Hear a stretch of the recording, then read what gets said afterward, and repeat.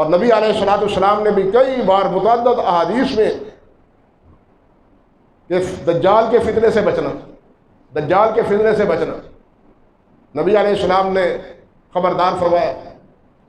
اور یہاں تک فرمایا کہ اس کی علامات بھی بیان کی کہ اس کی پیشانی پر کافر تک لکھا ہوا ہوگا، کافر پیشانی پر لکھا ہوا ہوگا، لیکن اس کے کرتب دیکھنے کے بعد انسان اپنا نقد ایمان ہار بیٹھے گا۔